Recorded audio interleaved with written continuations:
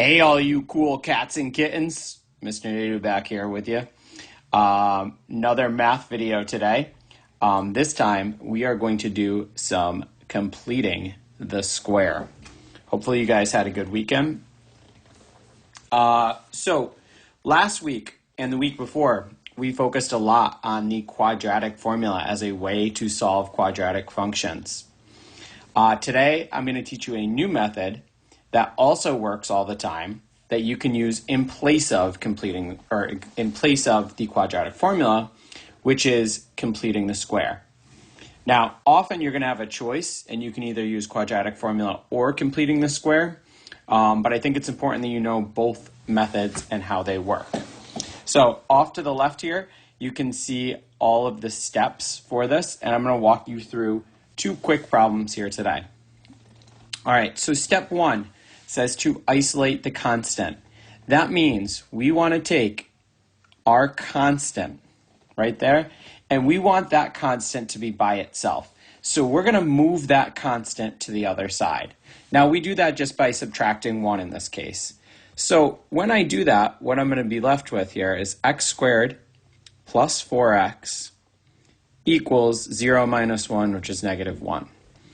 Now you may have noticed I left a space right here.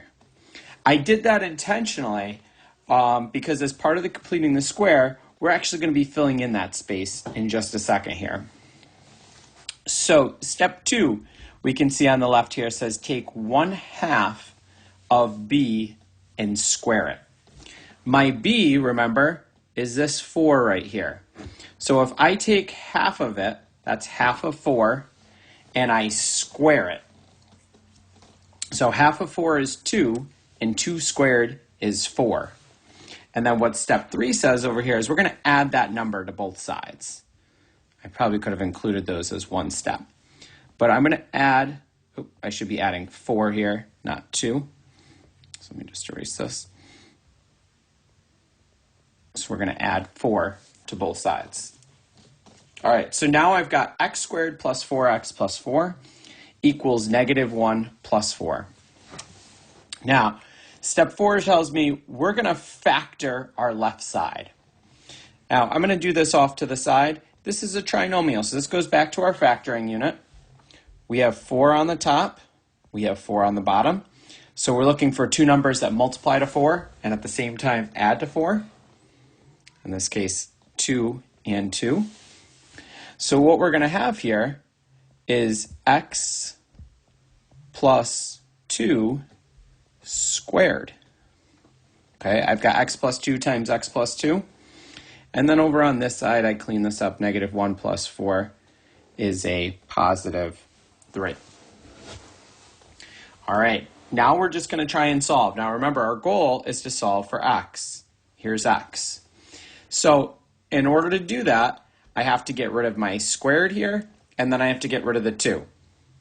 So we have to remember that to get rid of a squared, what we're going to do is we're going to take the square root. And if I do that to one side, I have to do that to the other side. When I take the square root of a square, I'm going to be left with x plus 2 on this side. Over here, I have the square root of 3. Just remember, when we add a square root, that's positive or negative square root of 3. And now to finish this up, I'm going to subtract 2 on both sides.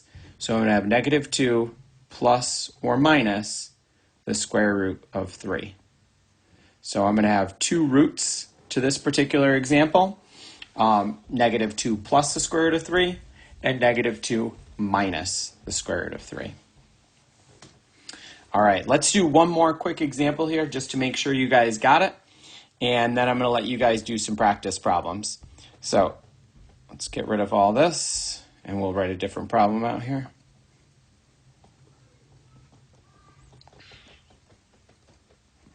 All right. So for our next problem here, we're going to try something like x squared plus 6x minus 16 equals 0. All right, so remember, step 1 says isolate our constant.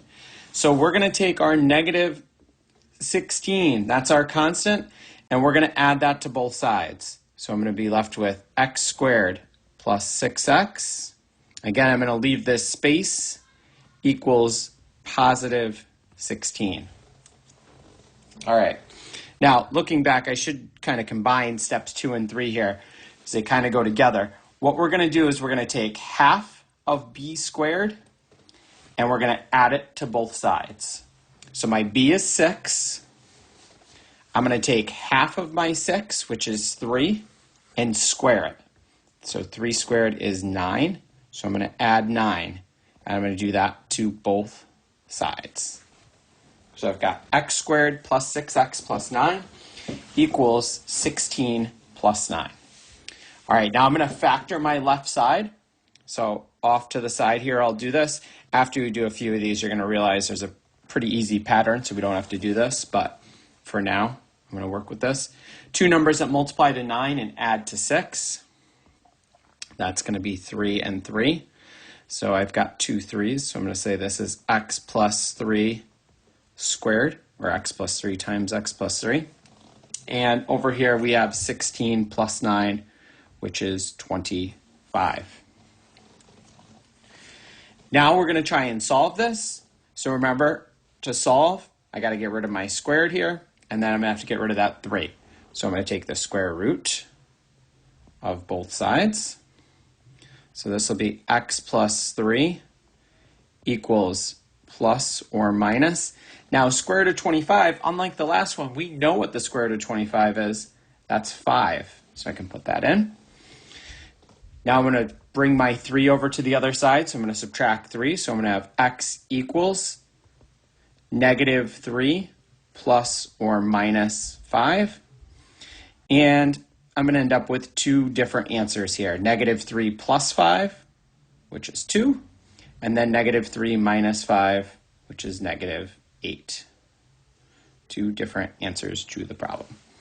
All right, hopefully that helped. And you guys have at least a basic understanding of completing the square. We'll definitely be practicing more of this, so don't get too worried if it's still a bit of a struggle for you after just 2 quick examples. All right, talk to you later.